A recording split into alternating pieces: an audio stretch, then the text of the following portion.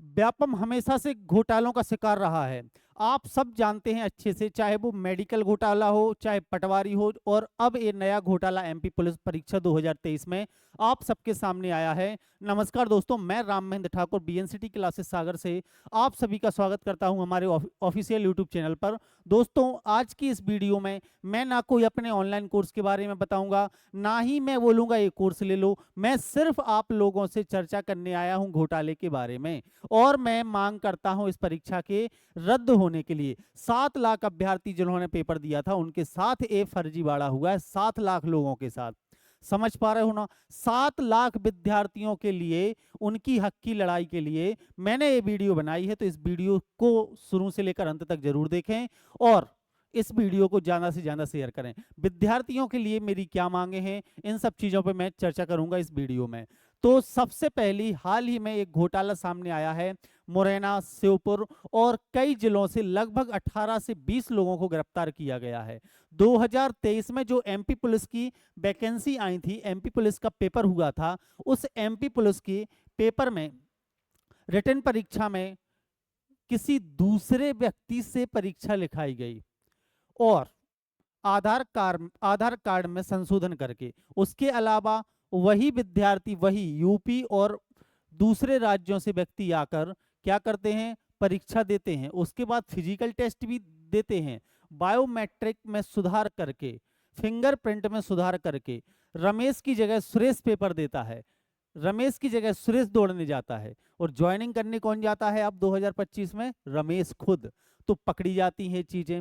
ऐसे ही एक मामला जैसे ही सामने आया तो पुलिस एक्टिव हो गई, पीएचक्यू से ऑर्डर हो गए सभी एसपी के लिए, सभी पूरे जिले में सभी एसपी के लिए ऑर्डर हो गए कि जितने भी नियुक्ति हो रही हैं, जितनी भी ज्वाइनिंग हो रही है, उनका बायोमेट्रिक फिर से लिया जाए, उनकी पहचान फिर से की जाए। तो धीरे धीरे और मुद्दे खुलने लगे हैं। ऐसे 18 लोगों को अब तक गिरफ्तार कर चुके हैं शाम 5 बजे तक, और ये सिलसिला जारी है। कल तक पता चलेगा कि ऐसे कितने मुद्दे आएंगे। कल और आने वाले, अगर खुलासा, सरकार की नीयत साफ होगी तो एक खुलासा होगा, वरना आप लोगों को पता है कैसे मेडिकल घोटाले में कई लोगों की जान चली गई थी और लीपापोती करके इस घोटाले को छिपा दिया था। अगर सरकार की नीयत साफ होगी तो घोटाला उजागर होगा और सबके चेहरे सामने आएंगे, जो भी इसमें लिप्त थे सबको सजा भी मिलेगी। और ये परीक्षा, मैं कहता हूं 7 लाख अभ्यर्थियों ने पेपर दिया था, जिनमें से 7,000 सिलेक्ट हुए थे। 7,000 में से पता नहीं कितने लोग फर्जी तरीके से एंटर हुए हैं। तो मेरी मांग यही है कि ये परीक्षा रद्द की जाए और पूरे जो 7,000 पद थे वो, और 85 पद थे, पूरे 15,000 पदों पर 2025 में फिर से भर्ती परीक्षा निकाली जाए, संशोधन करके बहुत बढ़िया तरीके से, नए तरीके से। और अब कोई घोटाला नहीं होना चाहिए।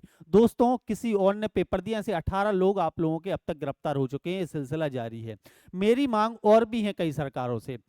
व्यापम क्या करता है, एक बार पंजीयन करवाता है, रोजगार बेरोजगार पंजीयन, उसके अलावा उसमें चार्ज लगता है। हर एक एग्जाम विद्यार्थी देता है तो सब में 500 रुपये, आरक्षित वर्ग के लिए कम से कम 250 रुपये तो वो पे करता है। आने जाने में उसको 2,000 रुपये से ज़्यादा खर्च हो जाता है, सेंटर तक पहुंचने में, खाना खाने में, रुकने में।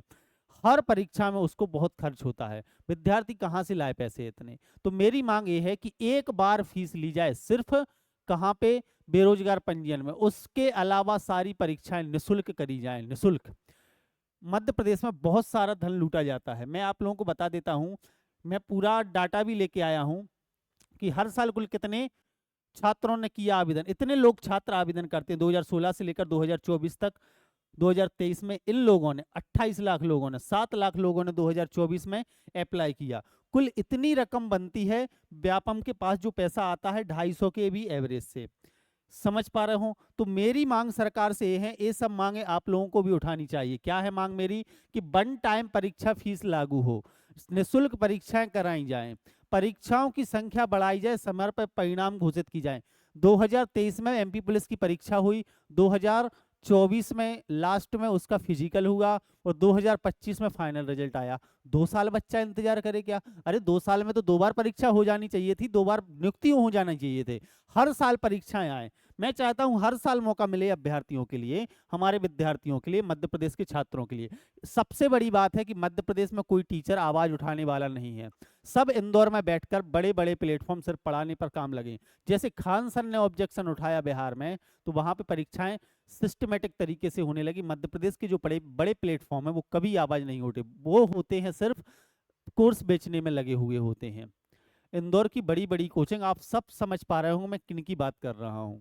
अगर ये लोग आवाज उठाना शुरू कर दें कोचिंग संचालक, तो स्टूडेंट की आवाज सरकार तक पहुंचेगी, और सरकार को और सभी एजेंसियों में बैठे सभी अधिकारियों को डर होगा कि मध्य प्रदेश में भी कोई आवाज उठाने वाला है तो कहीं भी ऐसे घोटाले सामने नहीं आएंगे। सबसे पहली मेरी मांग यही है, मध्य प्रदेश पुलिस परीक्षा, मध्य प्रदेश पुलिस परीक्षा में आराम से हमारे विद्यार्थी चयन हो सकते हैं। फिजिकल के मार्क्स भी जुड़ते हैं, रिटर्न के मार्क्स भी जुड़ते हैं, आप लोग आराम से टेस्ट निकाल सकते हो। लेकिन ऐसे घोटाले होते रहेंगे तो कब तक हमारा हक मारा जाएगा।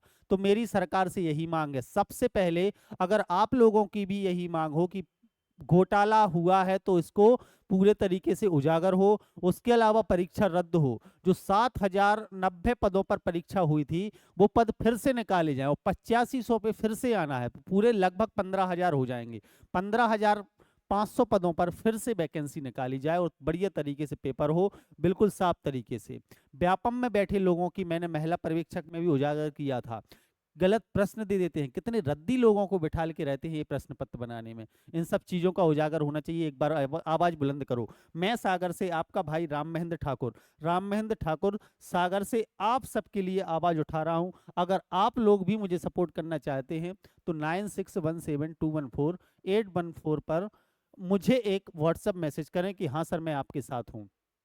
ये परीक्षा रद्द होनी चाहिए दोस्तों, इसके अलावा हमें और कुछ नहीं चाहिए। परीक्षा रद्द हो और 7 लाख अभ्यर्थियों को फिर से मौका दिया जाए अपना हुनर दिखाने का, अपना टैलेंट दिखाने का, और जिसमें टैलेंट होगा वो सिलेक्शन ले जाएगा, कोई फर्जी तरीके से अब सिलेक्शन ना हो।